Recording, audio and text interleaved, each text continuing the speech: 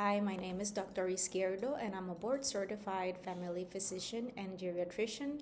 And today we're going to talk about cognitive support. Now, this is something that is very important to all of us, even young people, aging people. Our brain is going to change as we grow old. And what can we do to really enhance and maintain our mental abilities and function? Well, I hope you learn about this today on this video, especially if you have someone who is struggling with dementia.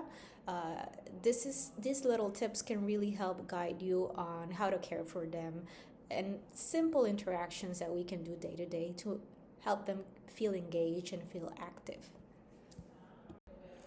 So our tip number one is the daily mini challenge. So based on evidence, we know that if we don't have a meaning or a purpose, this leads to mood disorders and behavioral issues. We don't have anything to do, we feel bored, we feel lonely, depressed. So having a structure, small daily activities can really activate different areas in the brain that are responsible for attention and even memory. So simple things that we can do day to day to really support these areas of the brain include unloading groceries, sorting clothes, folding towels, matching kitchen lids, or watering plants.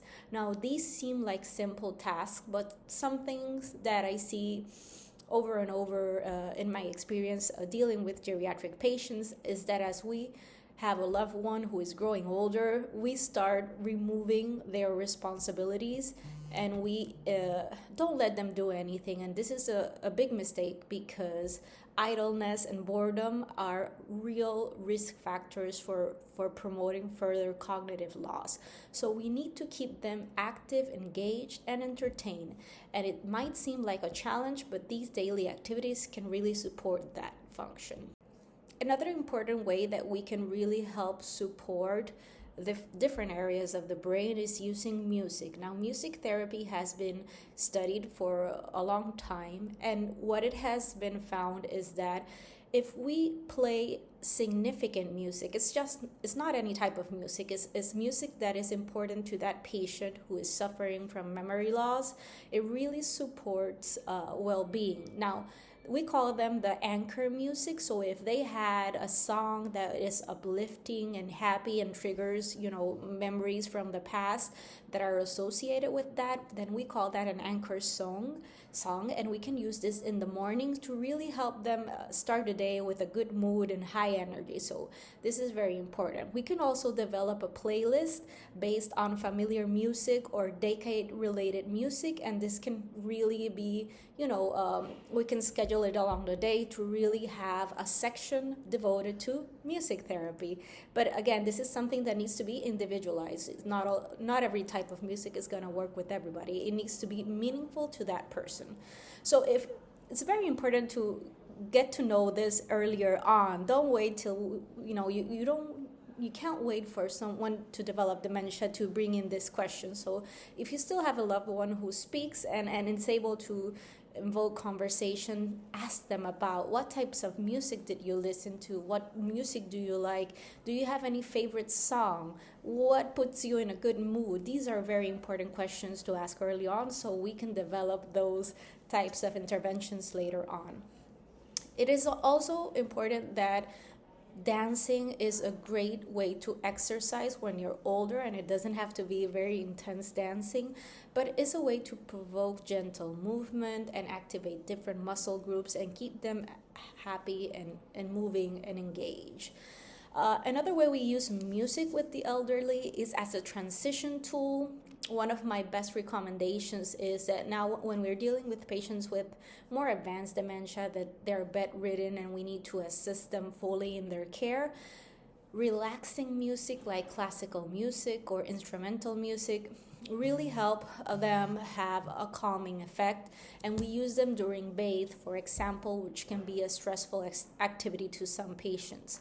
So this could be a nice tool to transition during a bathe or before going to sleep. We can again use this tool to help them relax prior to bed and create a good bedtime routine.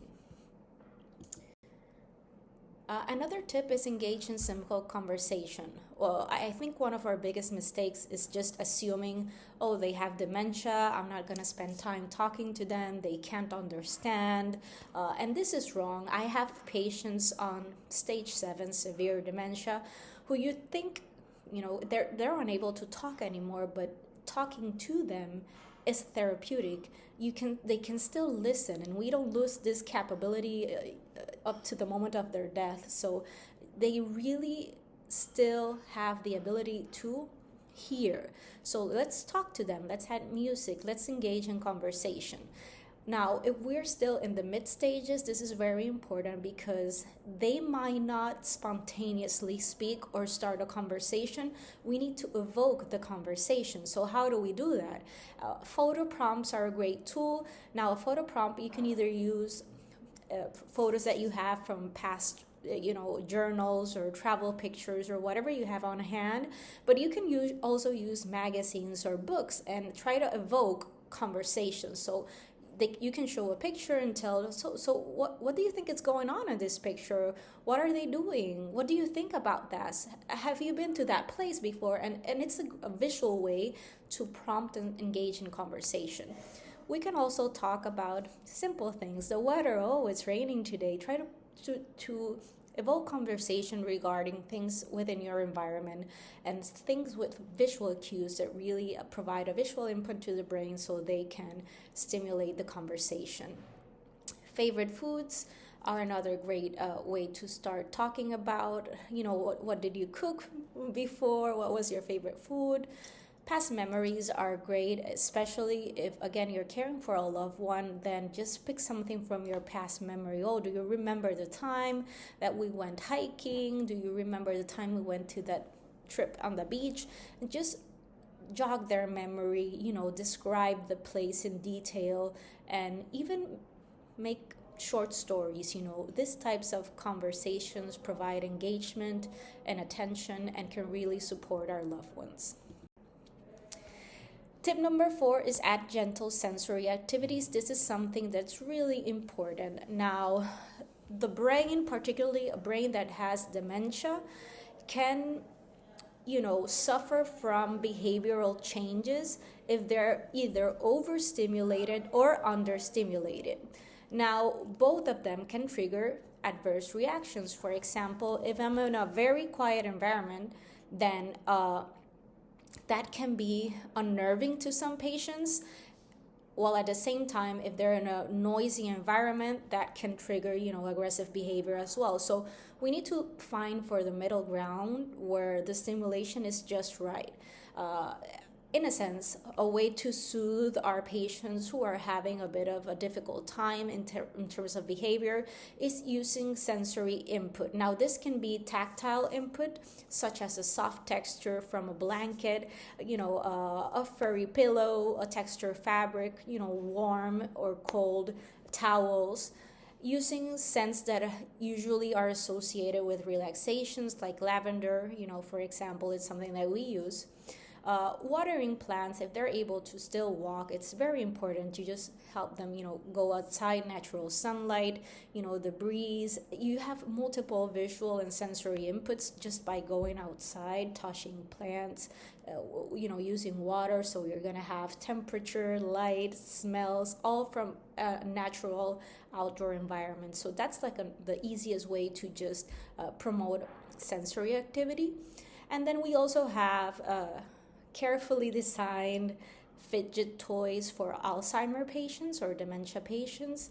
Now, I love them. I did research and implemented projects on this, particularly in patients with advanced dementia, and they show very promising results, reducing disruptive behavior.